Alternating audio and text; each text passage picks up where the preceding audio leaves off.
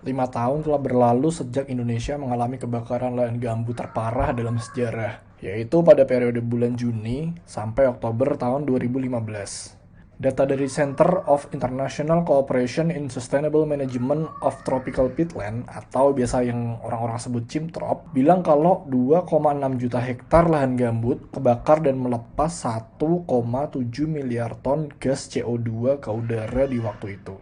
Dan ini tentu aja buat pembangunan terhambat karena kualitas kesehatan dan pendidikan menurun. Masih longgarnya pengawasan dan minimnya kerjasama antar pihak disinyalir menjadi salah satu penyebab mudah terbakarnya lahan gambut di Indonesia. Kalau kayak gini terus, komitmen pemerintah Indonesia yang dituangkan dalam Nationally Determined Contribution atau NDC di Paris Agreement tahun 2015 buat ngurangin 29% emisi karbon di tahun 2030 bakal sulit tercapai. Ban Ki-moon, selaku Sekretaris Jenderal PBB, pernah bilang, pemuda akan menjadi pembawa obor pada agenda pembangunan yang berkelanjutan di tahun 2030. Sementara itu, Indonesia bakal punya 65 juta pemuda atau 28% total masyarakat Indonesia di tahun 2030. Ironisnya, potensi inovasi yang dihasilkan pemuda Indonesia belum dapat sorotan utama dalam langkah-langkah pembangunan nasional. Pemuda masih diposisikan sebagai objek dan sebatas dijadikan topik diskusi.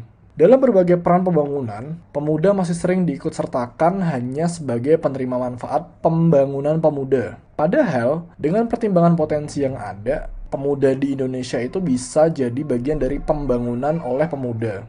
65 juta pemuda yang ada berpotensi buat nyumbang 65 juta ide dan gagasan yang kreatif dan solutif bagi Indonesia. Hal ini seharusnya dapat dijadikan sebuah kebermanfaatan bagi masyarakat Indonesia.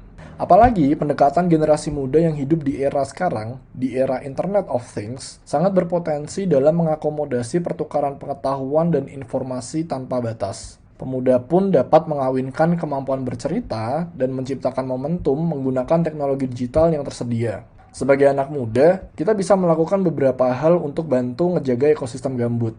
Yang pertama, meragamkan bahan pangan. Nah, kita sama-sama tahu nih kalau masyarakat Indonesia bakal bilang nggak kenyang kalau nggak makan nasi, ya nggak? Sementara, ketergantungan beras kita itu maksa ekstensifikasi pertanian terus dilakuin. Dan di beberapa kasus, lahan gambut juga kena dampak ekstensifikasi pertanian ini. Yang kedua, mengutamakan produk ramah lingkungan. Kalau kalian sudah pakai produk yang kemasannya ada logo seperti ini, atau ini, dan bermacam jenis lainnya, berarti kalian udah kasih kontribusi dalam memastikan produk barang yang ramah lingkungan. Terus yang ketiga adalah memperbarui informasi. Semakin aktif kita ngumpulin dan memperbarui informasi, semakin objektif dan berimbang opini yang bisa kita kembangkan. Karena, menurut seorang ahli literasi media dari University of Rhode Island di Amerika yang namanya Rena Hobbs, literasi media itu dibagi jadi 5 tahapan.